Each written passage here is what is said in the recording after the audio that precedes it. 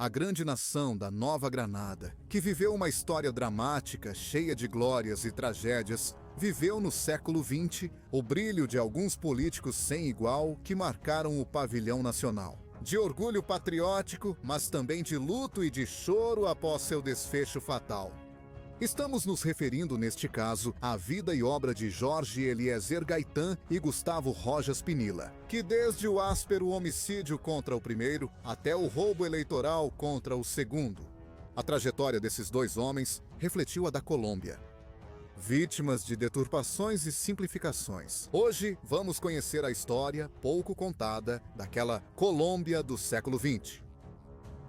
Aqui é Reinaldo José Carrillo Vilches, da Nova Enciclopédia. E convido vocês a nos darem um grande apoio, curtindo este vídeo, deixando seus comentários, que sempre lemos todos. Ative as notificações, inscreva-se no canal e compartilhe este material com seus contatos no WhatsApp, redes sociais ou outros espaços. Então, sem mais nada a acrescentar, vamos começar com a história de hoje.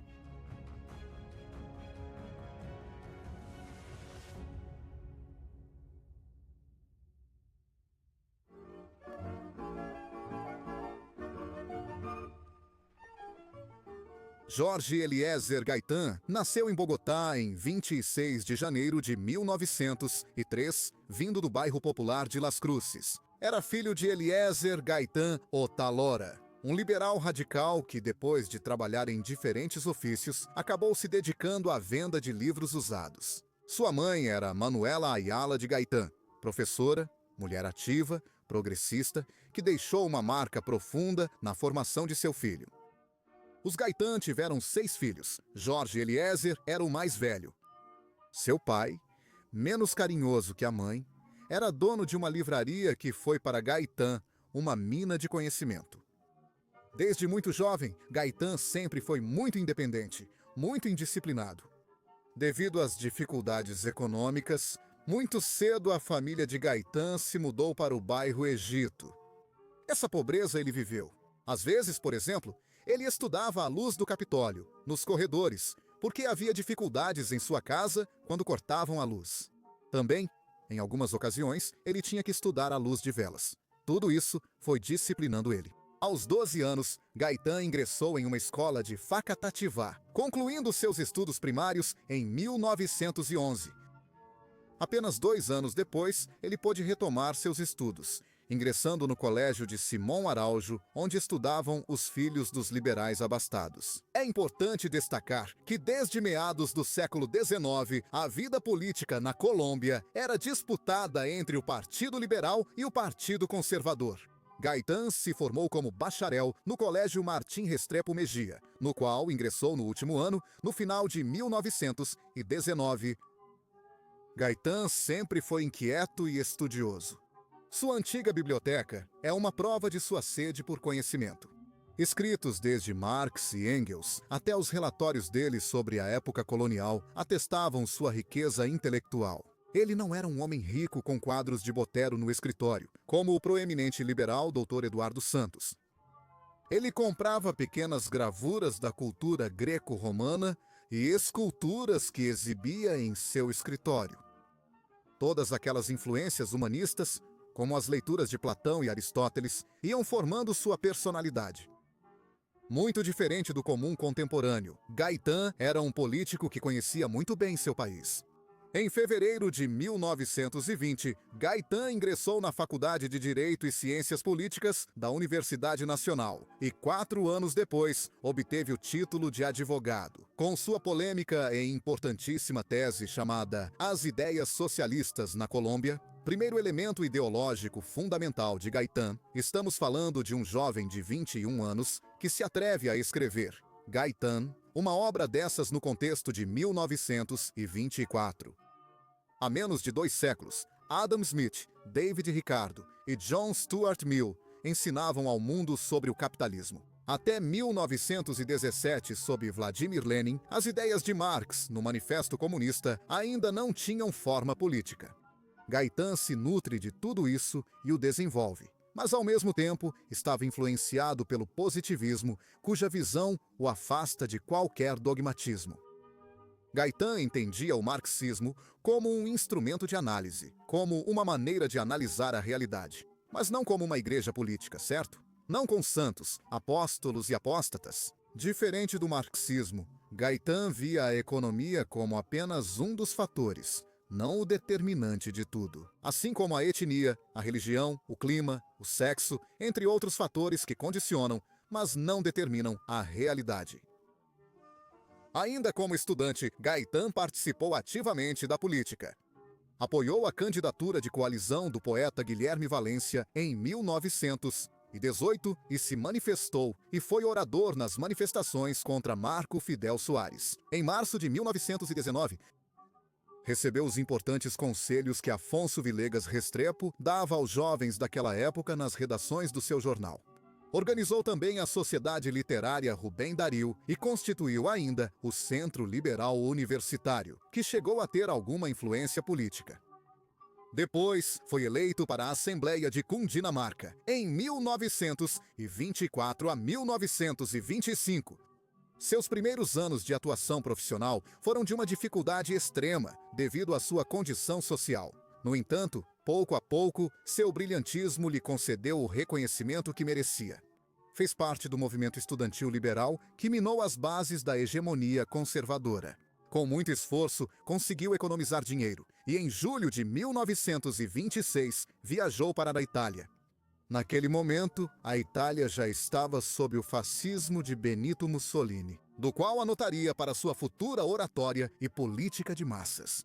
Lá, ele ingressou na Real Universidade de Roma, a escola de direito mais prestigiosa do país, que era dirigida pelo político, criminologista e sociólogo italiano Enrico Ferri, penalista de fama mundial, onde obteve o título de doutor em tese, mereceu a qualificação Magna Cum Laude e o prêmio Enrico Ferri. Foi usado como texto de estudo em vários lugares. Tinha como título o critério positivo da premeditação.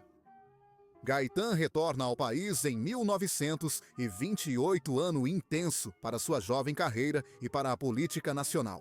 Foi eleito representante à Câmara em março desse ano e, em junho, liderou as manifestações contra a corrupção administrativa, além de visitar em dezembro a chamada Zona Bananeira. E esse é um aspecto fundamental que marcaria sua carreira política na Zona Bananeira. Investigou o massacre dos trabalhadores da United Fruit Company, romanceado muitos anos depois por Gabriel Garcia Marques, no famoso 100 Anos de Solidão. O massacre das bananeiras foi um fato extremamente determinante na estruturação política de Gaetan. As bananeiras eram um enclave econômico da multinacional United Fruit Company dos Estados Unidos, sem nenhuma relação econômica com a nação onde estavam localizadas. Isso significa que a empresa norte-americana não pagava impostos à Colômbia ou ao país onde estava localizada. Também produzia e exportava banana cambur. Não pagava o salário dos trabalhadores em pesos, mas sim em notas para serem trocadas nas lojas da própria companhia. E sob essa lógica, os trabalhadores não se sentiam livres nem sujeitos de direitos. E é por isso que surge a greve das bananeiras, a mais importante daquele período, devido à repressão do governo nacional, que junto ao exército priorizou defender o enclave da United Fruit Company em vez dos trabalhadores colombianos. As denúncias de Gaetan perante o Congresso da República sobre os graves acontecimentos em torno dessa companhia se transformaram em debates abertos contra o governo de Miguel Abadia Mendes. Além disso, conseguiu-se que muitos trabalhadores fossem libertados e que fosse paga uma indenização para os familiares dos mortos. Dessa forma, é assim que Gaetan surge de maneira influente na vida política do país, graças ao seu grande debate sobre a questão das bananeiras.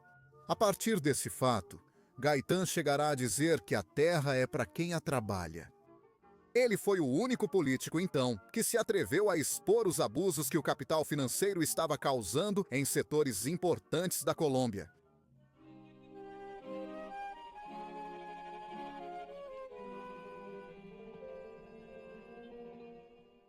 O debate em torno das bananeiras era justamente um debate contra os Estados Unidos e contra sua política imperialista. Lembremos do Tratado Urrutia-Thompson, de 1914, quando a Colômbia cedeu o Panamá aos Estados Unidos. Antes, o Panamá pertencia à Colômbia, desde a sua criação. Tratado em que a Colômbia ganhou 25 milhões de dólares, questão que feriu profundamente Gaitán e que também presenciou toda uma reação popular pela entrega desse território aos interesses. Também Gaitán teve que viver isso em 1930, o fim da hegemonia conservadora na Colômbia, sendo Miguel Abadia Mendes o último presidente de meio século conservador. Agora vai assumir como presidente Enrique Olaya Herrera, que foi embaixador nos Estados Unidos durante 2 governos conservadores. Como documentado, ele foi imposto pelos Estados Unidos para garantir o controle americano sobre o petróleo da Colômbia. Tudo isso serviu como base para a ascensão de Gaitán como referência política nacional. Em 1931, com os liberais no poder, Gaitán foi eleito presidente da Câmara dos Representantes, presidente da Direção Nacional Liberal e segundo designado à presidência. No ano seguinte, tornou-se reitor da Universidade Livre. As tímidas reformas e os lentos programas sociais com os quais o novo presidente, Olaya Herrera, pensou se acostumar à mudança partidária no governo, pareceram insuficientes para os liberais de esquerda. Assim, um grupo de decepcionados rompeu com o Partido Liberal. Em outubro de 1933, liderada por Jorge Elias Gaitán e Carlos Arango Vélez, nasceu a chamada União Nacional de Esquerda Revolucionária, ou União Nacional de Esquerda Revolucionária por suas siglas em espanhol. Fora do tradicional quadro bipartidário, essa organização seria um dos mais importantes esforços políticos no país. A União Nacional de Esquerda Revolucionária, com o lema Morte ao Passado, Revolução ao Futuro. Influência notável entre camponeses nas zonas cafeeiras de Cundinamarca, norte de Tolima, Caldas e El Valle. Nos primeiros episódios de agitação política, a Guarda de Cundinamarca dissolveu a tiros uma manifestação de camponeses uniristas presidida por Gaitán em 4 de fevereiro de 1934, deixando vários camponeses mortos. Outro massacre aconteceu em 14 de agosto, em 1934, na Fazenda Tolima. Na jurisdição de Ibagué, houve um protesto de trabalhadores que havia sido influenciado pela União Nacional de Esquerda Revolucionária. O partido de Jorge Gaitán estimulava o princípio da militância individual e da emissão de carteirinhas para seus membros. No início, insistiu-se na necessidade de uma disciplina rígida, que incluía práticas de ginástica como rudimento de preparação militar. Os organismos não eram propriamente deliberativos, e as orientações políticas gerais do partido eram responsabilidade do caudilho. A plataforma de ação da União Nacional de Esquerda Revolucionária consistia na intervenção do Estado com critério social, na economia, na reforma agrária e na organização de cooperativas camponesas. Um nacionalismo anti-imperialista quanto à política externa, a reforma constitucional que desse menos protagonismo ao presidente e reformas legislativas de caráter social, incluindo a criação de um banco de previdência social, constituído com contribuições obrigatórias de até 50% por parte das grandes empresas. Embora o movimento tenha conquistado adeptos não só no campo, mas também dentro do setor trabalhador da incipiente indústria nacional, as táticas para seu enfraquecimento deram resultado. No campo, com a repressão, e no liberalismo oficial, e na imprensa, com o silêncio e a acusação de que eram comunistas. Explorando a vaidade e impaciência do líder, conseguiram trazê-lo de volta ao liberalismo oficialista. Ao próprio Gaitán, que declarou dissolvida a União Nacional de Esquerda Revolucionária em maio de 1935. Um fenômeno curioso é que parte da derrota do unirismo pode ser explicada pelo processo conhecido como Revolução em Marcha, iniciada em 1934. Com o objetivo de tirar de Gaitán as bandeiras sociais, o novo presidente Alfonso Lopes Pumarejo, filho de banqueiros e banqueiro, ele mesmo inicia um processo de modernização do Estado, que serve para apaziguar o crescente descontentamento social e impedir que Gaitán chegasse ao poder, que tinha o apoio majoritário de camponeses e agricultores. Por isso, a classe governante vai decretar direitos trabalhistas, férias, indenizações e outras reformas para evitar uma explosão social. A direita, por sua vez, se assusta com essa chamada Revolução em Marcha e elege o doutor Eduardo Santos como presidente, que coloca uma pausa nesse processo de reformas. Depois, elegem novamente Lopes Pumarejo, mas ele não é o mesmo da Revolução em Marcha, pois seu governo entra em decadência e corrupção.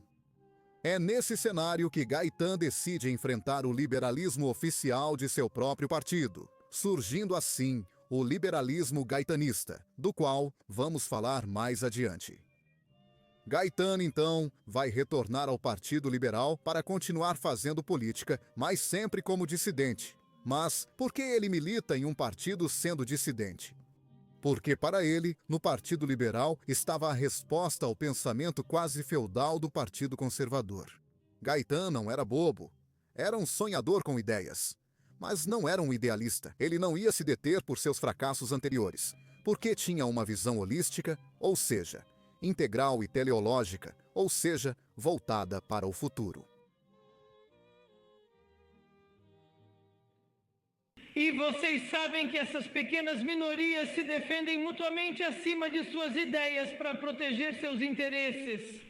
Contra os interesses do povo trabalhador, contra a classe média e contra a classe trabalhadora, contra os profissionais e contra os intelectuais, contra os industriais e contra os agricultores. E dos cafeicultores que não têm telefone, das influências políticas que funcionam do mesmo jeito para as vozes da oligarquia conservadora quanto para as vozes da oligarquia liberal.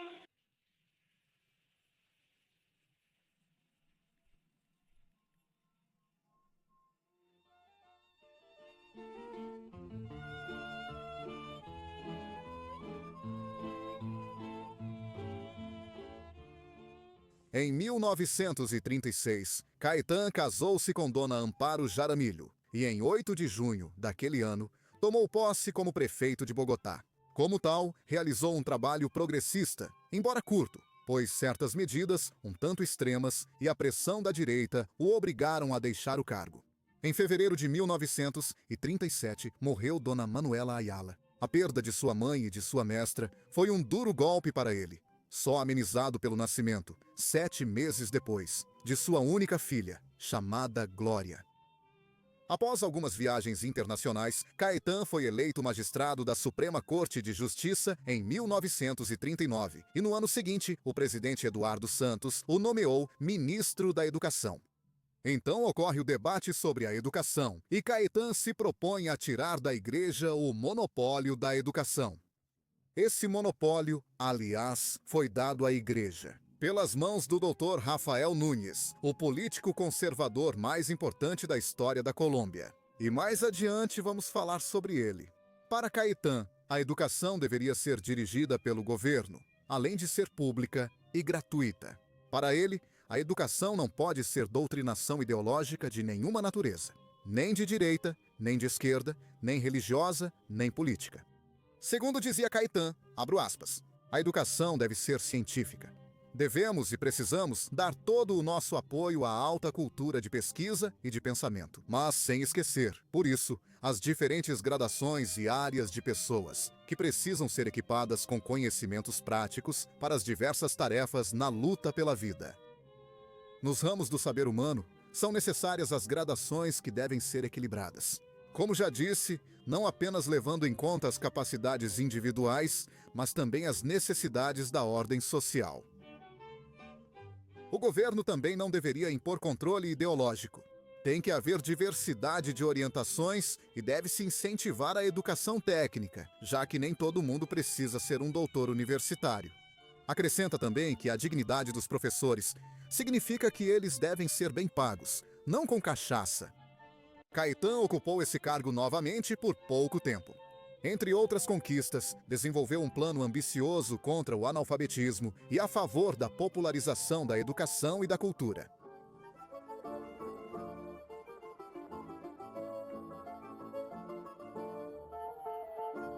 Opondo-se à reeleição do liberal Lopes Pumarejo, Caetano iniciaria em 1941 uma intensa carreira política que só foi interrompida com seu assassinato. Foi senador por Nariño em 1942, presidente do Senado em setembro desse mesmo ano e candidato à presidência em oposição ao liberal oficialista Gabriel Turbay, criando o movimento liberal gaetanista. Mais do que um socialismo tradicional e estruturado, o movimento de Caetano era um socialismo de cunho populista, que não é o mesmo que demagógico. Enquanto isso, buscava apelar aos interesses das grandes massas populares. Ele estava decepcionado com o Partido Liberal, por isso pegou suas teses agraristas e decidiu criar seu próprio partido. Vem o grande debate sobre o problema agrário, e Caetano diz o seguinte: acho que o problema agrário na Colômbia pode ser dividido, para um melhor estudo, em 3 aspectos. Primeiro, terras não cultivadas, nas quais é preciso fazer uma subdivisão: as não cultivadas com títulos legítimos e as não cultivadas com títulos precários ou ilegítimos. Segundo, terras cultivadas com titulação legítima e terras cultivadas com titulação ilegítima. Terceiro, as relações entre o trabalho humano e o capital agrário, que podem se referir ao primeiro ou ao segundo caso enumerado e que exigem um estudo especial. Continua Caetano dizendo em seguida: se o trabalho é o causador desse maior valor, é o trabalhador quem deve se beneficiar integralmente dele, e não aquele que nada contribuiu para o aumento desse valor.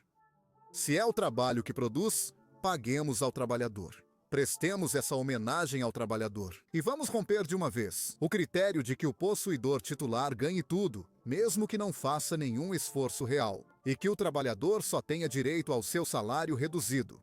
E para terminar, Caetano acrescenta: acho que o país deve chegar à desapropriação de todas as terras que não estejam sendo trabalhadas, com a única exceção das reservas florestais previamente determinadas pela técnica. Meu critério básico é que todas as terras não cultivadas passem para o domínio da nação. Estou convencido de que, em virtude dessa simples medida, serão imensas as extensões territoriais que voltarão ao domínio estatal e que poderão ser entregues, após a devida organização técnica, aos camponeses de forma gratuita. Fecho aspas. Não se deve perder de vista que essa era uma de suas diferenças com os socialistas do Congresso. Por isso, Caetano nunca pôde ser encaixado nos moldes tradicionais, à esquerda. A posição de Marx para a terra capitalista era que o Estado a nacionalizasse e a arrendasse aos capitalistas. Para Caetano, não era assim. A terra deveria ser distribuída diretamente aos camponeses e aos agricultores. Como era de se esperar, começou a ofensiva do Partido Liberal Oficial contra o movimento caetanista. É nesse momento que Caetano dirá que o povo colombiano não tem 2 partidos, mas sim que o povo foi partido em 2, para que as classes dominantes possam manipulá-lo e domesticá-lo. Já que a classe dominante é uma só, que chamando-se liberal ou conservadora, se distribui no topo da escala social as terras e os bancos do país para si mesma, enquanto na base coloca o povo para lutar nas guerras civis ou nas disputas eleitorais. Essa era a grande filosofia política de Caetano. Em uma época em que a televisão não existia, a voz era de suma importância, era a voz que comunicava. Um povo que ainda não tinha terminado de aprender a ler e a escrever, pelo menos sabia ouvir. Caetano usou o rádio para compartilhar com o povo seus ideais. Ele ia à Praça Bolívar, onde um rádio enorme lotava o local. Mas o lugar mais importante onde Caetano se conectava com as massas era o Teatro Municipal de Bogotá, atualmente renomeado como Teatro Jorge Eliezer Caetano. Como era de se esperar, o teatro também ficava completamente lotado, tanto de estudantes quanto de pessoas do povo. O povo saía e percorria a carreira 7ª de Bogotá, isso sim, sem quebrar um único vidro, pois Caetano mantinha seus seguidores muito bem disciplinados. Nunca mais no país se viram manifestações tão multitudinárias, nem com tanta emoção, nem com tanta fé em seu líder.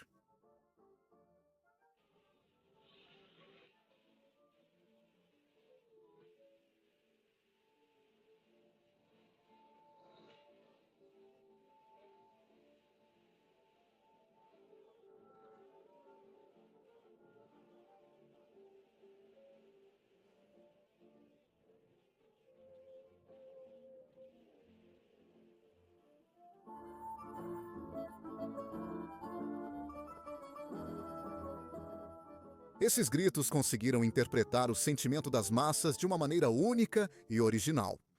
Suas variações de tom, seu senso de humor e ironia, o manejo dos silêncios, fizeram de Gaetan um orador telúrico que chegava a se transfigurar pela emoção do que dizia e pela forma de dizer, conseguindo transmitir seu sentimento ao público.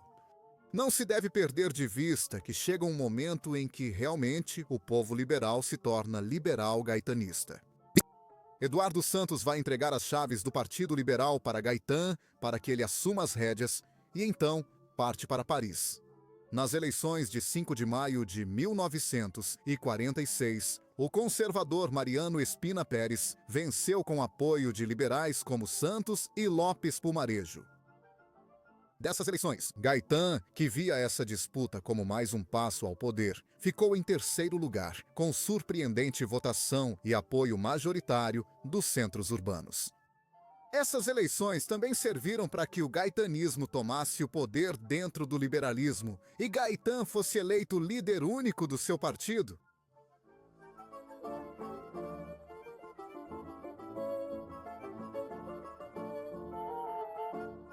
Seus posicionamentos sociais, como a reforma tarifária, a reforma bancária, a reforma agrária e a industrialização, foram apresentados na Convenção do Teatro Colón, como estatutos do Partido Liberal, onde começa dizendo que o Partido Liberal é o partido do povo. Em 18 de janeiro de 1947 e em agosto do mesmo ano, apresentam ao Congresso o fracassado Plano Gaetan. Depois acontecem as manifestações já lendárias, como a Marcha das Tochas, organizada a partir do popular bairro La Perseverança, na qual ele queria um rio de fogo, que não se vissem filas a cada 3 metros, mas sim filas bem juntas para formar um rio de fogo sobre Bogotá. E a impressionante Marcha do Silêncio, na qual multidões nunca vistas e perfeitamente organizadas encheram de temor, com seu silêncio, os setores tradicionais de ambos os partidos. O Partido Conservador começa a atacar e organiza os chulabitas, uma turba de fanáticos camponeses conservadores que atacavam e até matavam liberais. Vendo o fortalecimento do gaetanismo, os conservadores Lopes Pumarejo e Mariano Ospina planejam a fragmentação do Partido Liberal, apoiando Gabriel Turbay como candidato do Partido Liberal para as próximas eleições presidenciais. Segundo Amparo Jaramillo, que foi esposa de Gaetan, Gaetan e Turbay se reuniram na casa de Jorge Eliezer, onde supostamente haviam acordado que Gabriel apoiaria Jorge Eliezer nessas eleições e que Jorge Eliezer apoiaria Gabriel na próxima candidatura. No entanto, no dia seguinte à reunião, Turbay ligou para Gaetan informando que o pacto estava cancelado porque o Dr. Santos, com o tempo, apoiaria sua própria candidatura. Dizem que Gaetan reagiu furioso, mas o movimento gaetanista continuava, ainda mais naquele momento em que Gabriel Turbay decidiu ir morar em Paris. O que será feito para consolidar o governo conservador de Ospina Pérez, um governo minoritário? Ou seja, visto que os votos de Gaetan, somados aos de Turbay, superavam os de Ospina. Pois começará, infelizmente, a violência institucional na vida da Colômbia. Pelas mãos do governo de Mariano Ospina Pérez e dos sucessivos governos de Laureano Gomes até Roberto Urdaneta Arbeláez. Em 1953, quando o general Gustavo Rojas Pinilla lidera um golpe militar, em 13 de junho, Pinilla foi colocado na presidência para desarmar as guerrilhas. Após isso, retiraram-no como o colocaram. Muitos historiadores consideram o início da violência na Colômbia em 9 de abril de 1948. Isso não é verdade, é mais que uma falácia histórica.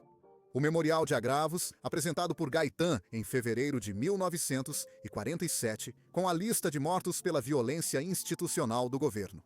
Ele o dirige ao presidente da República e quem o recebe é seu secretário-geral, o Dr. Misael Pastrana Borrero, pai do ex-presidente Andrés Pastrana. Neste aparente regime de dinastias colombianas, em que poucas famílias detêm o poder político, Voltando aos anos de 1947, a violência iniciada pelo governo conservador de Ospina vai se dar sobretudo contra o liberalismo gaetanista, a única alternativa real ao poder, com um programa sério e estruturado. Gaitán vai realizar a célebre Marcha do Silêncio de 7 de fevereiro de 1948, para denunciar a crescente violência exercida contra o liberalismo gaetanista por membros dos órgãos de segurança do Estado, além do Partido Conservador e do governo de Mariano Ospina Pérez, que, por sinal, foi a maior de toda a história da Colômbia, com a presença de 100.000 pessoas reunidas na Praça de Bolívar. Fazendo um discurso de aproximadamente 20 minutos, Gaitán disse estas palavras: Senhor Presidente, pedimos algo simples, para o qual discursos são desnecessários. Pedimos que cesse a perseguição das autoridades, e assim pede esta imensa multidão. Pedimos, coisa pequena e grande, que as lutas políticas se desenvolvam por causas de constitucionalidade. Pedimos que não acreditem que a nossa tranquilidade, esta impressionante tranquilidade, seja covardia. Nós, Senhor Presidente, não somos covardes. Somos descendentes dos bravos que aniquilaram as tiranias neste solo sagrado. Mas somos capazes, Senhor Presidente, de sacrificar nossas vidas para salvar a tranquilidade, a paz e a liberdade da Colômbia? E qual foi a resposta do governo diante disso? Ainda mais violência. Depois, no cemitério de Manizales, no dia 17 desse mesmo mês, Gaitán fez a oração pelos humildes. A resposta? Mais colombianos mortos. No mês seguinte, devido à violência descontrolada do governo, Gaitán rompeu os laços do liberalismo com Ospina. Por desejo expresso de Laureano Gomes, ministro das Relações Exteriores, Gaitán foi excluído da 9ª Conferência Pan-Americana em Bogotá, inaugurada em 13 de março. Essa conferência é fundamental, pois os Estados Unidos eram a potência hegemônica mundial na época. Após o fim da Segunda Guerra Mundial, o conflito entre as classes governantes e o crescente e vigoroso movimento nacionalista de Gaitán estava cada vez mais acirrado. Uma delegação de jovens hispano-americanos chegou a Bogotá para organizar a Conferência Anti-Pan-Americana. Entre eles estava Fidel Castro, que naquela época ainda não era o representante da União Soviética que conheceríamos, mas sim um nacionalista membro do Partido Ortodoxo Cubano. Castro pede uma cadeira e visita Gaitán para discutir vários temas, e ele marca para as 14h30 do dia 9 de abril. Nesse dia, Gaitán obteve um de seus maiores triunfos como advogado criminalista ao absolver o tenente Jesus Cortés.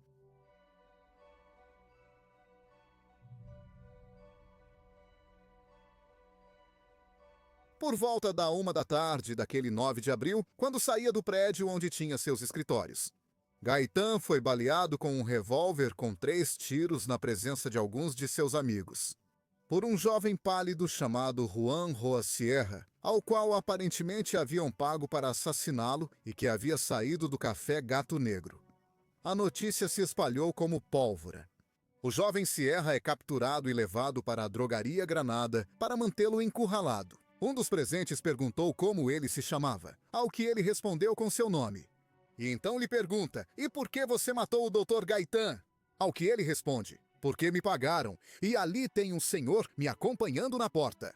E não pôde falar mais, pois a multidão quebrou a grade, entrou e levou Roa Sierra para linchá-lo até a morte. O povo decide pegar o cadáver do suposto assassino e deixá-lo como um ato de protesto. Palácio dos Presidentes. No entanto, há quem sustente que o assassinato de Gaitán deve ter sido algo muito bem planejado, de modo que o Roa Sierra que pegaram foi, na verdade, uma vítima ocasional.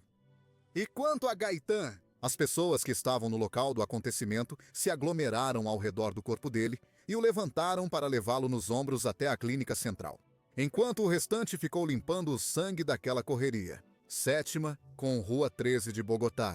E vale mencionar que, no momento em que ele foi levado ao hospital, ainda não havia falecido, mas estava ferido e inconsciente. Uma multidão se reuniu na entrada, até que um médico saiu para informar que, apesar de todos os esforços realizados, o Dr. Gaitán havia falecido. Assim era anunciado o fim da vida desse líder, com poucas comparações na história americana. Fidel Castro, após o almoço, saiu para passear enquanto aguardava o encontro com Gaitán. Ao saber do que havia acontecido, corre para a delegacia de polícia da Carrera Sexta em Bogotá. A polícia havia decidido se rebelar para defender a causa gaetanista e entregou armas ao povo. Curiosamente, até aquele momento, a polícia na Colômbia era de caráter municipal. Depois, passaria a ser uma polícia nacional, como se mantém até hoje. O magnicídio de Gaitán, já que ele contava com apoio popular suficiente no momento de sua morte para chegar tranquilamente à presidência, foi a culminação de todo o processo de forte violência orquestrado pelo governo de Mariano Ospina Pérez, iniciando a mais terrível jornada de morte e destruição já vivida. Bogotá e o agravamento da crescente onda de violência que, com poucos respiros, o país viveria durante as décadas seguintes.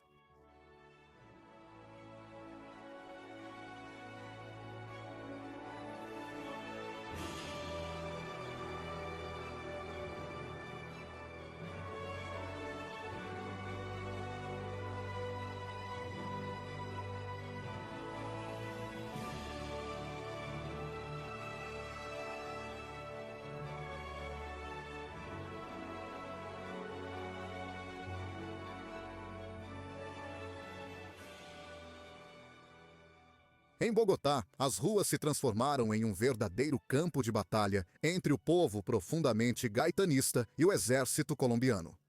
O incêndio da cidade foi impressionante. O povo quase chegou a tomar o Palácio de San Carlos, onde estava a presidência, que atualmente fica na Casa de Nariño. Mas Bogotá não foi a única cidade afetada, pois em todo o território da Colômbia ocorreram levantes, em nome do movimento, ou já da Revolução Gaetanista. O país entrou em uma verdadeira guerra civil. A morte de Gaitán vai gerar o nascimento das guerrilhas liberais, que mais tarde se transformariam nas formas dantescas de organizações criminosas, como as Forças Armadas Revolucionárias da Colômbia, que vão marcar o destino não só da Colômbia, mas de toda a região.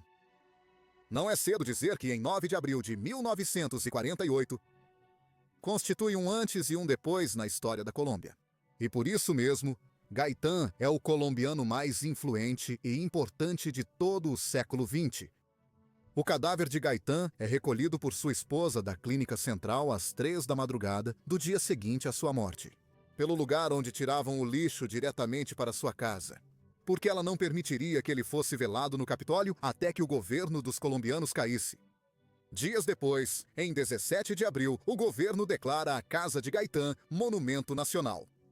Com esse decreto, e já sem a resistência popular em andamento, a casa do dirigente político é expropriada sem que pareça. Com Amparo Jaramillo e Glória Gaitán expulsas de sua casa, Gaitán acabou sendo enterrado em sua própria residência, que agora passaria a ser um museu.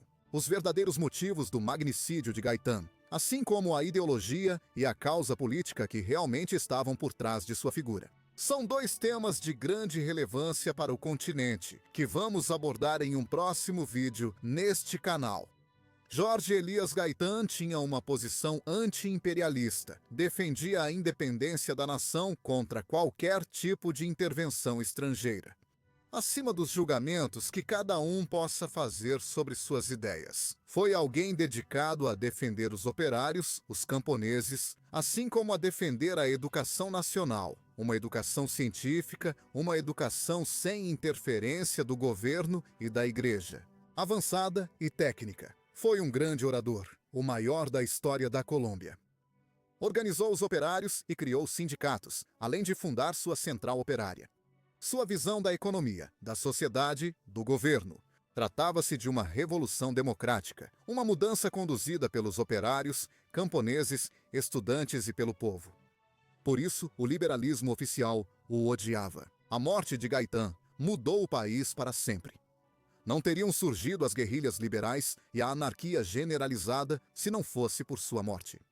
O século XX colombiano se divide em antes e depois de Gaitán. Seu legado são seus discursos, suas ideias, sua atuação política, o Plano Gaitan. Não para que sejam copiados nos dias de hoje, mas para que sejam compreendidos, revisados e atualizados para o mundo contemporâneo. Sua obra é algo que deve ser estudado.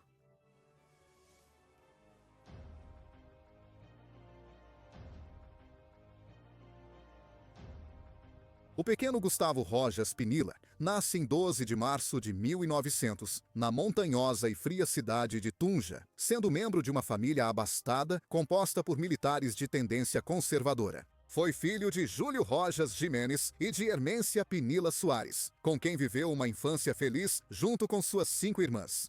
Em Tunja, fez os estudos primários e secundários, sendo chamado de Tatalo na escola.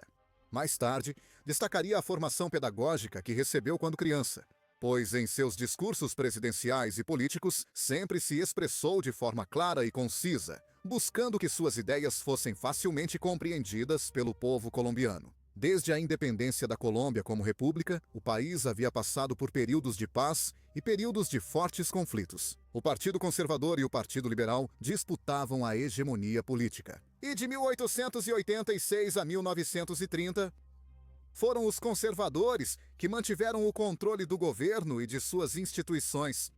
Retornando aos anos 20 na Colômbia, Gustavo Rojas Pinilla ingressa na escola militar aos 17 anos e faz uma carreira militar brilhante, obtendo o posto de subtenente em 1920.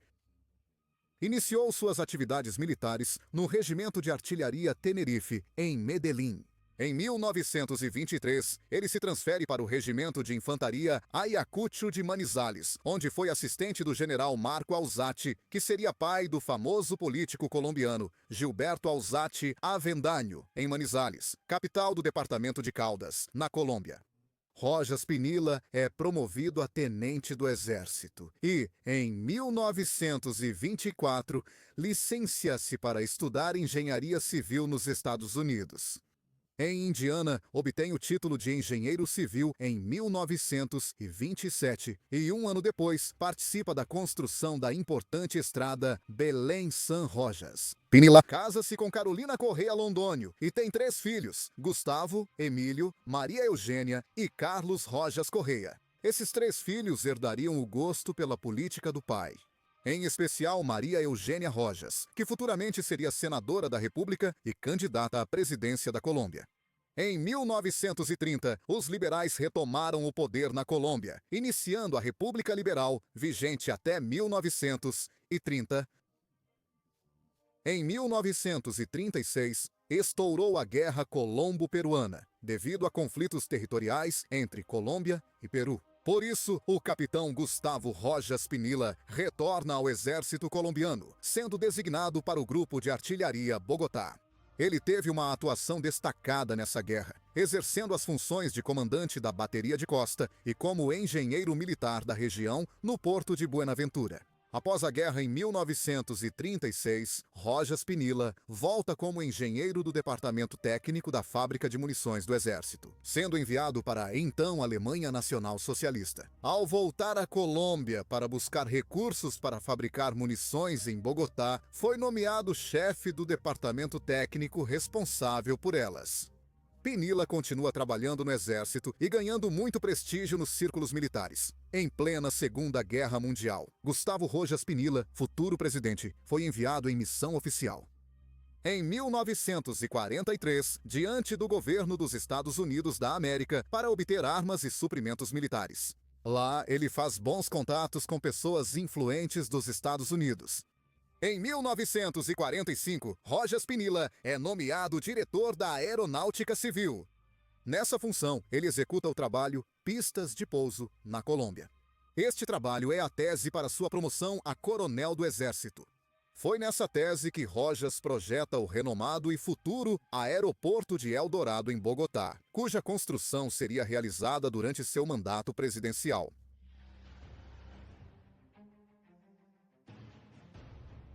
Até então, nosso protagonista parecia ter uma vida militar tranquila, obtendo promoções sem muitas complicações. No entanto, no ano de 1948, tudo mudaria para Gustavo Rojas Pinilla. pois nesse ano seria assassinado o líder popular colombiano Jorge Eliezer Gaitán, no dia 9 de abril. Gaitán foi dirigente e porta-voz do Partido Liberal, cujo carisma e denúncias sociais lhe trouxeram muitos seguidores no país, gerando desconfiança não só no Partido Conservador, mas também em muitos líderes tradicionais do Partido Liberal e no empresariado colombiano. Como consequência do seu assassinato, fortes protestos e distúrbios irromperam em Bogotá e depois se espalharam para outras regiões da Colômbia. O militar de Tunja Rojas Pinilla seria enviado para Cali para conter a rebelião que ocorreu lá. Por suas ações na pacificação de Cali e do Vale do Cauca, Rojas Pinilla é homenageado pelo Departamento do Vale e pelo governo de Mariano Ospina Pérez Rojas. Pinilla, que já tinha grande prestígio no exército, diria depois que seu trabalho em Cali foi o melhor de sua carreira militar. Mas, graças à sua atuação pacificadora em Cali, vai conquistando o reconhecimento definitivo e a confiança de vários dos altos comandos da política e do estamento militar. Em 11 de outubro do ano seguinte, 1949, Pinilla é promovido ao posto de general e em 18 de outubro foi designado para o comando da Brigada de Institutos Militares. Em 3 de dezembro de 1949, Rojas assume seu primeiro alto cargo de caráter político-civil, quando o presidente Ospina o nomeia como ministro dos Correios e Telégrafos. Apesar do que foi dito antes, o auge de Rojas Pinilla ainda viria. O assassinato de Gaitán deixaria profundas consequências no país sul-americano, iniciando o período chamado pelos historiadores de a violência. Após intensos confrontos entre governo e manifestantes, após a morte de Gaitán, parte da liderança liberal ordena que militantes se armem contra o governo, retomado pelos conservadores em 1946. Isso faz com que entre 1948, com a morte de Gaitán, e 1958, na Colômbia, ocorra uma espécie de pequena guerra entre as guerrilhas liberais e comunistas, enfrentando o Exército Nacional e a Polícia Nacional. Assim como os grupos paramilitares conservadores, como os Chulabitas, os Pássaros e as chamadas guerrilhas de paz conservadoras. Foram 10 anos de homicídios, agressões, brigas, perseguições e destruição de propriedades. O foco desse período violento era a disputa de poder entre o Partido Conservador, o Partido Liberal e suas facções internas. Após o Bogotazo, o presidente Luiz Mariano Ospina sai ileso e aumenta a repressão à dissidência. Pelos níveis de violência, o Partido Liberal não concorre às eleições presidenciais de 1950 e pede à população que não reconheça o governo. O que deixa o caminho livre para que o conservador Laureano Gomes conquiste o cargo de presidente nesse mesmo ano. Após combater os levantes liberais, Gustavo Rojas Pinilla é nomeado delegado da Colômbia no Supremo Comando das Forças Armadas das Nações Unidas, em Washington. Em 1950, após seguir com ótimo desempenho e ganhar a confiança de vários líderes políticos e militares, Rojas Pinilla alcança o auge de sua carreira militar, quando o presidente da República em exercício, Dr. Robert Urdaneta Arbeláez, o nomeia como comandante-geral das Forças Armadas da Colômbia.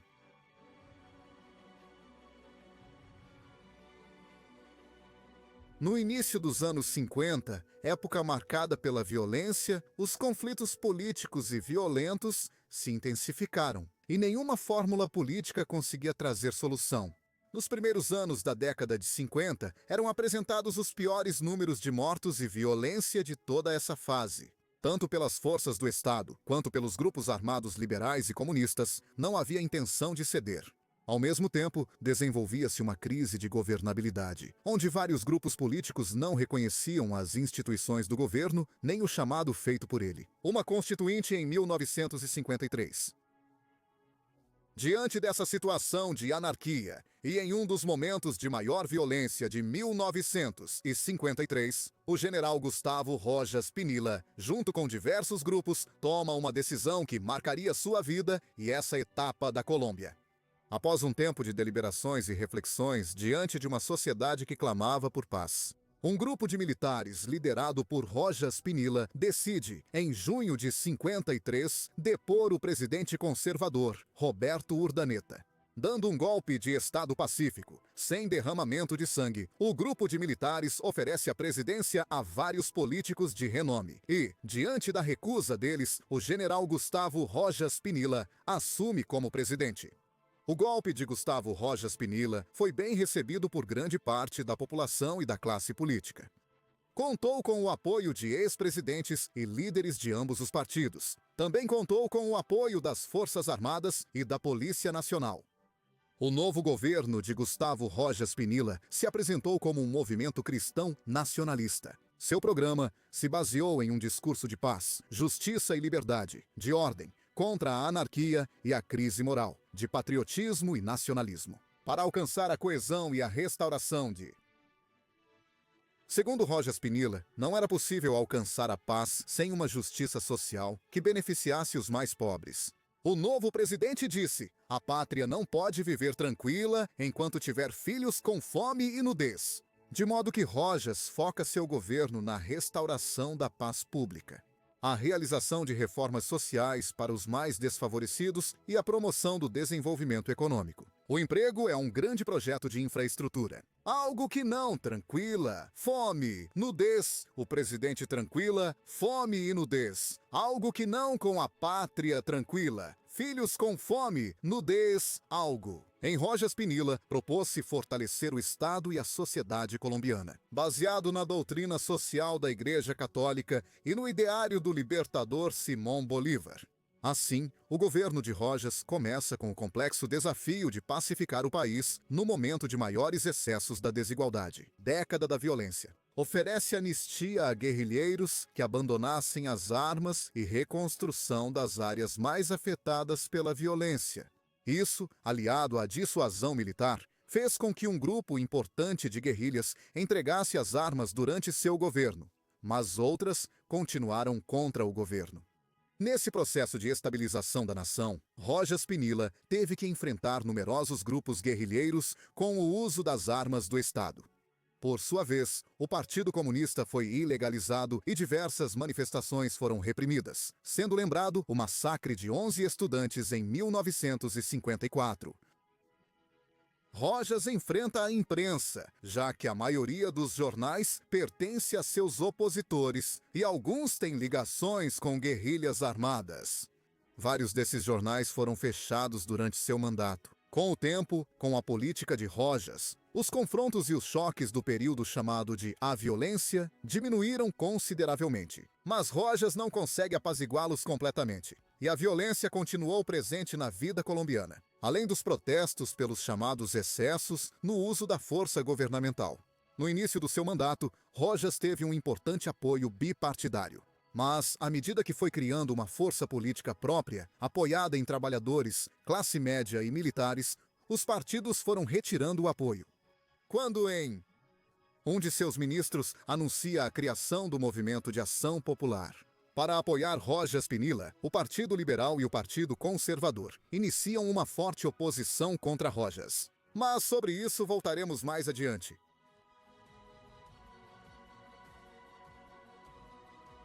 Rojas Pinilla destacou a política social. Durante seu governo, fortaleceu-se a educação popular prática e tecnológica, assim como a educação com novas tecnologias agrícolas e a cultura popular, junto com o fortalecimento de uma rede de assistência social aos mais desfavorecidos em termos de alimentação, serviços e saúde. Rojas Pinilla impulsiona as escolas radiofônicas de Zutatenza e, em seu governo, lança o inovador programa Televisão Educativa em toda a região, que usava a televisão como um meio para apoiar a educação dos jovens. Durante seu mandato, também é introduzida a televisão no país e a telefonia urbana e rural é automatizada para o fortalecimento das comunicações. Para Rojas Pinilla, a cultura popular não deveria ser estimulada com meios rudimentares, mas sim aproveitando os meios tecnológicos mais avançados. A televisão, o rádio, o teatro, a imprensa e todos os meios para colocá-los a serviço da elevação cultural das massas. Durante o governo de Rojas, foram criadas muitas escolas, colégios e universidades no território neogranadino. Por sua vez, em seu governo, foi realizado um significativo plano de infraestrutura e indústria, destacando-se entre as seguintes obras: A conclusão da Ferrovia do Atlântico, o asfaltamento da maior parte das rodovias principais do país. A criação do Serviço Nacional de Aprendizagem, o Banco Popular, o Banco Pecuário, assim como o edifício. A construção do aeroporto Eldorado, em Bogotá, e o início da construção de mais 18 aeroportos foi de especial significado. Foram construídos aquedutos, redes de esgoto, avenidas, rodovias e várias regiões da Colômbia eletrificadas. Durante sua administração, foram concluídas a siderúrgica Acerías Paz del Rio, a fábrica de laticínios Chinquinquirá e o Hospital Militar. Por sua vez, foi concluída a represa hidrelétrica, construída a nova refinaria de Barranca Bermeja, a rodovia Bogotá-Chía, o Centro Administrativo Nacional, o Clube Militar e foi construído o Observatório Astronômico, entre muitas outras obras. Outra medida muito popular até hoje de Rojas Pinilla foi ter sido o primeiro presidente da Colômbia a conceder direitos políticos às mulheres.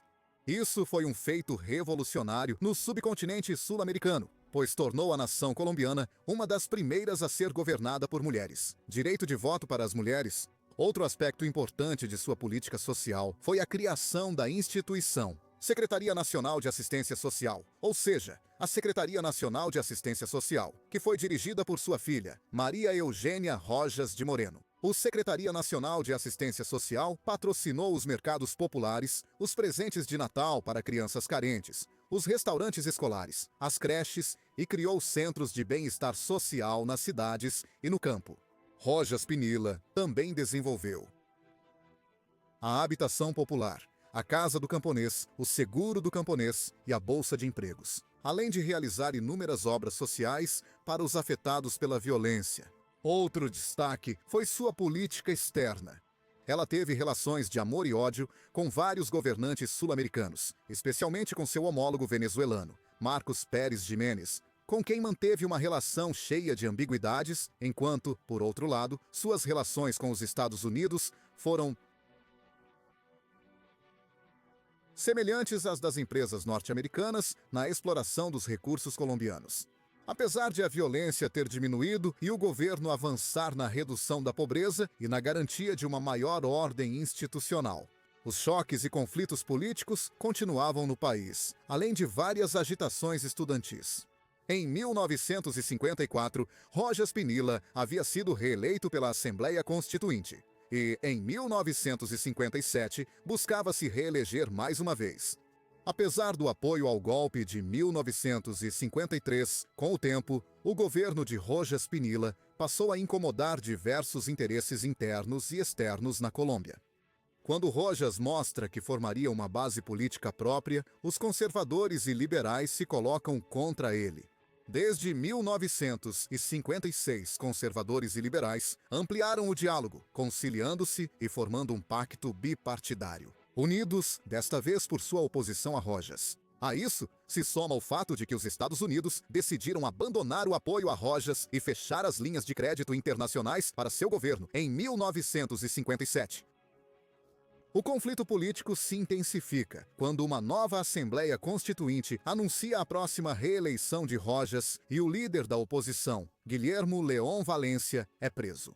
Opositores de Rojas, que já conspiravam há tempos para derrubá-lo, aumentam protestos, greves, paralisações e conversas com militares. Após vários dias de greve geral e tendo perdido o apoio dos Estados Unidos, de parte do Exército e da Igreja, Rojas decide anunciar sua renúncia em 10 de maio de 1957, deixando o poder nas mãos de uma junta militar de governo. A junta militar atua para viabilizar a transição do país para novos governos. Dos inscritos no acordo bipartidário, conhecido como Frente Nacional,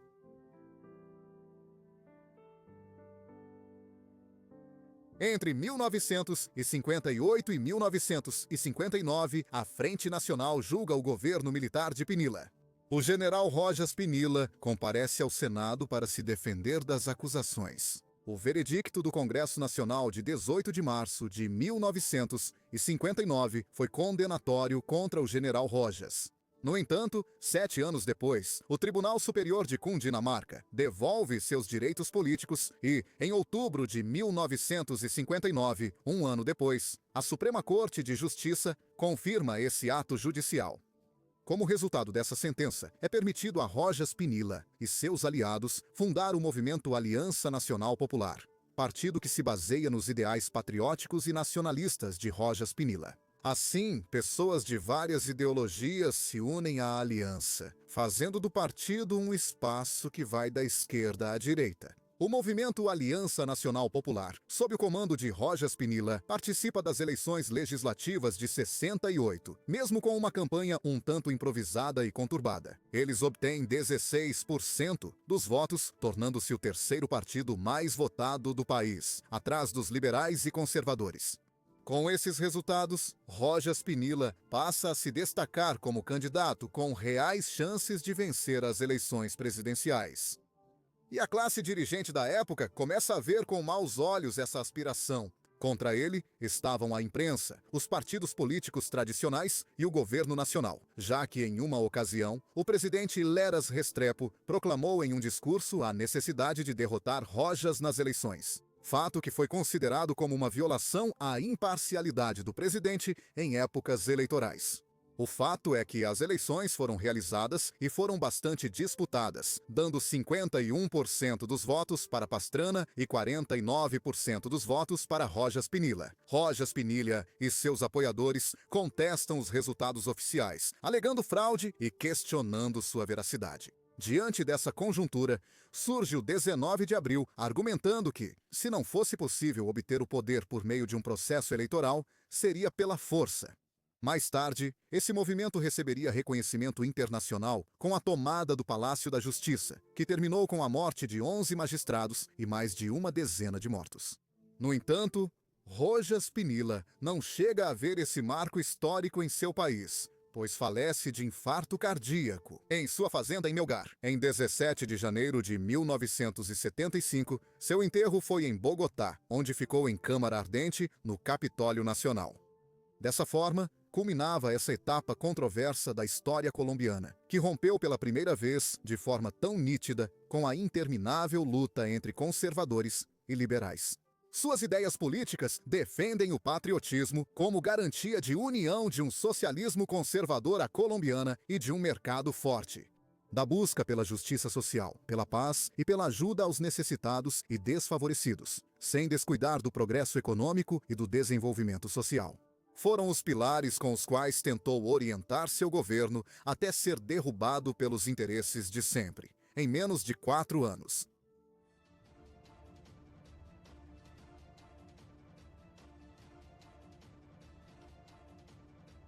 Para contar a história da fraude eleitoral na Colômbia, em 1970, é necessário dar uma olhada nas últimas 2 décadas da vida política colombiana. E a do próprio Gustavo Rojas Pinilla! A década de 1950 na Colômbia começa com as consequências políticas e sociais do assassinato de Jorge Eliezer Gaitán, em 9 de abril de 1948. Gaitán tinha sido um líder popular controverso, que com suas ideias e ações desafiou os interesses de diversos grupos políticos e econômicos que conspiraram para consumar seu assassinato. Com a morte de Gaitán, ocorre uma ruptura da ordem social e uma espécie de pequena guerra civil, enquadrada no que historiadores chamaram de período de abro aspas. A violência, em que, em meio a grande instabilidade social e inquietação política, guerrilhas de vários lados, liberais, comunistas e conservadores, se enfrentavam em duelos, entre elas e contra o Exército Nacional, deixando um longo e sangrento rastro de sangue, morte, homicídios, desaparecimentos e torturas. Enquanto isso, o Partido Conservador e o Partido Liberal, que haviam sido as forças hegemônicas que historicamente disputavam o poder na Colômbia, mantinham essa mesma luta. Em meio a esse período de violência, nas eleições de 1950, é eleito o conservador Laureano Gomes, que no ano seguinte delega o cargo a Roberto Urdaneta Arbeláez, que, no entanto, não consegue frear a violência, que crescia descontroladamente e apresentava números alarmantes de vítimas fatais. Naquela época, Gustavo Rojas Pinilla era um militar renomado, de inegável preparo intelectual e profissional, próximo de vários atores-chave da época, como o clero e as forças armadas às quais pertencia, e elementos políticos de ambos os partidos, tanto o liberal quanto o conservador. Ao mesmo tempo, ele teve um desempenho brilhante no manejo dos distúrbios que foram consequência do Bogotazo, na cidade de Cali, e no departamento de Vale del Cauca. Dessa forma, após uma longa trajetória de promoções durante os anos de sua carreira, Rojas Pinilla é nomeado eventualmente pelo presidente Arbeláez como comandante-geral das Forças Armadas da Colômbia em 1952. Tendo na palma da mão todo o aparato militar do país, que era o que, junto com o aparato político, podia deter a violência exacerbada e a instabilidade política do momento. Assim, nesse contexto, em 13 de junho de 1953, Rojas Pinilla e outros membros da oficialidade militar, junto com o aval de setores-chave do poder colombiano, depõem pacificamente o presidente Arbeláez e acabam eventualmente entregando o poder ao homem que gerava mais consenso entre os conspiradores. O general Rojas Pinilla, que para este golpe de Estado e nos primeiros momentos do seu governo, contou com a aprovação não só da grande maioria da população, mas também da classe política. Ou seja, de membros relevantes do Partido Liberal, Partido Conservador, ex-presidentes, empresários e clero. Nesse sentido, o governo de Rojas Pinilla, enquadrado no que eles mesmos chamaram de uma ideologia de cunho nacionalista cristã, foi caracterizado por vários temas. Por um lado, o combate exaustivo à guerrilha em busca da estabilização e pacificação do país, o que acabou reduzindo significativamente a violência na região, embora, é claro, não tenha conseguido eliminá-la completamente. Por outro lado, seu período foi marcado por um desenvolvimento econômico e social palpável. Isso ficou evidente, entre outras coisas, na construção de complexos industriais espalhados por vários pontos estratégicos da nação. O asfaltamento de estradas, o estímulo à agricultura e à pecuária, a multiplicação de bancos de fomento e um grande plano de obras que incluiu a realização em grande escala de prédios governamentais, urbanizações inteiras, eletrificação de cidades e vilarejos, saneamento básico, aeroportos e outras obras públicas de vital importância para a nação. Outro aspecto essencial do governo de Rojas Pinilla foi a atenção às questões sociais, sob a bandeira do que o governo chamava de justiça social, impulsionando um grande plano de assistência social aos mais desfavorecidos com recursos públicos, assim como a utilização das tecnologias mais recentes, como a televisão, para a educação dos mais jovens e das massas. O voto feminino é aprovado e programas de habitação popular são promovidos.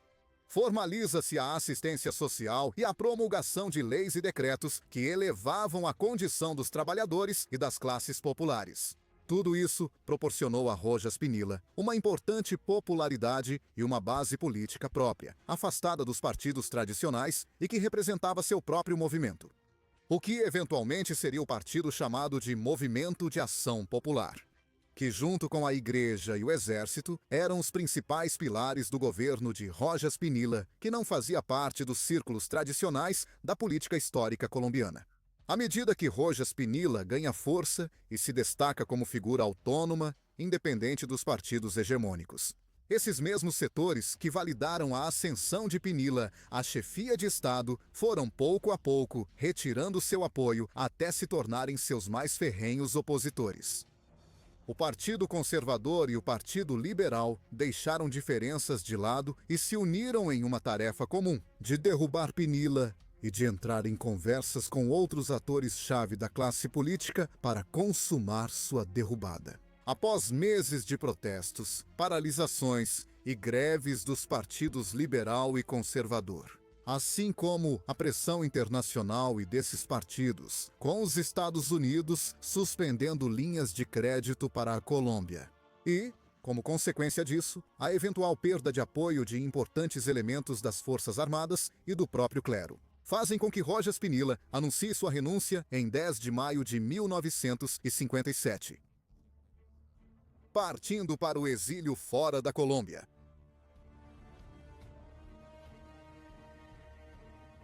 Após sua renúncia, Rojas Pinilla deixa o poder nas mãos de uma junta militar, sob a qual o Partido Liberal e o Partido Conservador formam oficialmente o que já existia extraoficialmente, o chamado Frente Nacional. Um pacto bipartidário, no qual ambas as forças políticas concordam em se alternar no poder, excluindo qualquer outro partido ou alternativa que ameaçasse sua liderança no poder. O primeiro governo da Frente Nacional, liderado por Alberto Leras Camargo, convoca Rojas Pinilla no fim de 1958 para julgamento penal. Rojas Pinilla comparece e se defende, mas o governo, alegando um suposto complô por parte do ex-presidente, impõe um estado de sítio por mais de um mês na Colômbia e, finalmente, decreta a inabilitação política para Pinilla em março de 1959.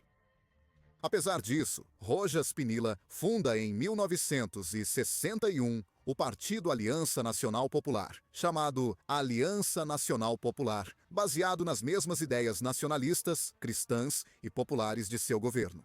No entanto, por enquanto o partido não consegue decolar, mas permanece ativo na política nacional.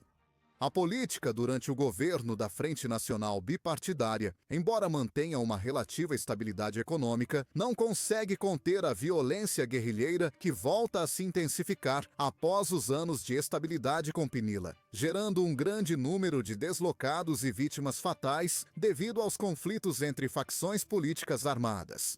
Por isso mesmo, volta a surgir um novo descontentamento contra o status quo da Frente Nacional. Isso gera uma situação favorável para o partido de Rojas Pinilla, que começava a se destacar como um bom candidato à presidência. Em 1968, surpreendentemente, a Suprema Corte de Justiça habilita novamente Rojas Pinilla para que ele exerça cargos públicos. E nesse mesmo ano, a Aliança Nacional consegue ganhar alguns assentos na Câmara dos Representantes da Colômbia. Assim, chegando o ano de 1970, Rojas Pinilla continuava ganhando popularidade. Novamente, com uma campanha modesta, mas eficaz, na qual se destacava a estabilidade e o desenvolvimento alcançados em seus anos como governante. E foi dado ênfase às políticas de justiça social e às políticas populares voltadas para os trabalhadores durante seu mandato, além de uma forte crítica à ineficácia da Frente Nacional diante da violência guerrilheira. As eleições presidenciais estavam marcadas para 19 de abril de 1970 e Rojas Pinilla havia se tornado um candidato a ser derrotado. Rojas Pinilla volta a incomodar a Frente Nacional, que mobiliza toda a sua máquina, que englobava tantos partidos históricos, a maior parte da imprensa e até o próprio governo nacional. Em um apoio desesperado ao candidato adversário de Rojas Pinilla, que era Misael Pastrana Borrero, a Frente Nacional, vale ressaltar, se vê em sérios apuros. Além disso, já que em seu próprio seio começam a surgir dissidências internas dentro dos partidos que faziam parte desse pacto histórico. Como foi o caso de Baristos Ordiz e Belisário Bettancourt, dissidentes do Partido Conservador, que reduziram grande parte do apoio a Pastrana por parte do partido. Uma demonstração desse alarmismo na Frente Nacional era o medo de perder o monopólio do poder na Colômbia. Isso é evidenciado pelo fato inusitado do momento em que o presidente Lleras Camargo faz um discurso no qual enfatiza a necessidade de derrotar Pinilla nas eleições presidenciais, o que foi visto como uma violação à imparcialidade política que cabe ao cargo de presidente em período eleitoral.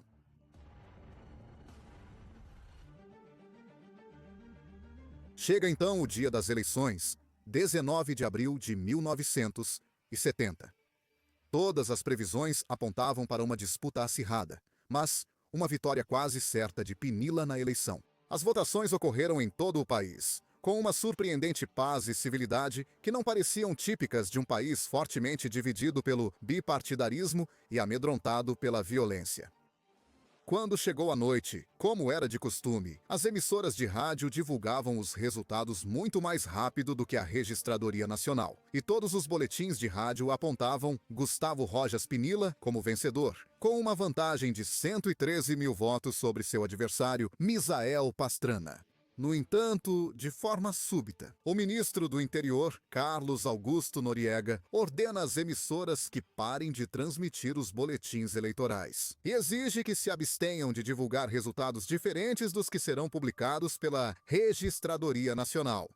Essa decisão é ratificada e executada pelo ministro das Comunicações, Antônio Dias Garcia, paralisando a publicação dos boletins e mergulhando a população em uma longa incerteza. Apenas os boletins de rádio são proibidos. O ministro Noriega anuncia um boletim preliminar no qual Rojas Pinilla superava Pastrana, mas por uma diferença menor do que os 113 mil votos iniciais que as estações de rádio haviam informado. No entanto, na manhã de 20 de abril, no dia seguinte às eleições, o governo divulga o boletim oficial, no qual, surpreendentemente, e sob olhares atônitos, incrédulos e alguns descontentes, enquanto outros satisfeitos, Pastrana vencia Pinilla por 63.557 votos. A reação não demorou a acontecer.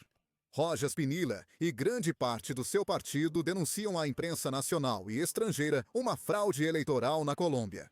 A denúncia dessa fraude é feita com base nas irregularidades ocorridas na contagem de votos de vários departamentos, entre eles Nariño, Sucre, Cauca e Chocó. Em Nariño, segundo as emissoras, Pinilla tinha 36.126 votos, mas na manhã de 20 de abril, o boletim oficial reduziu esse número para 28.938 votos. Em Sucre, Pinilla somava quase 12 mil votos nos boletins de rádio na noite da eleição, mas acabou tendo, na manhã seguinte, menos de 8 mil nos resultados oficiais. Quanto ao Cauca e ao Chocó, os votos de Pastrana aumentaram demais, mas justificavam, dizendo que eram votos vindos dos municípios mais remotos. As denúncias desse fraude, no entanto, não foram ouvidas pelo governo nem pelos poderes públicos, mas sim, eles rapidamente validaram os resultados.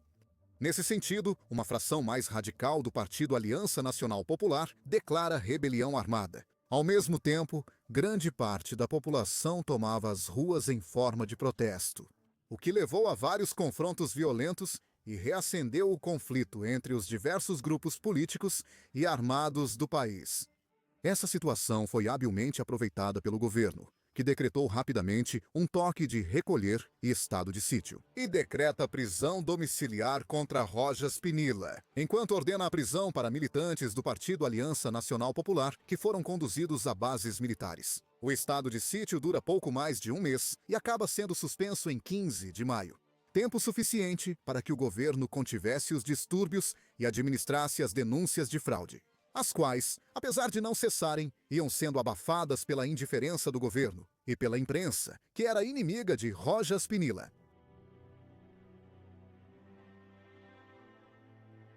Com o tempo, Rojas Pinilla, já com mais de 70 anos, desiste de reivindicar sua justa vitória, ou ao menos que fosse feita uma recontagem efetiva dos votos.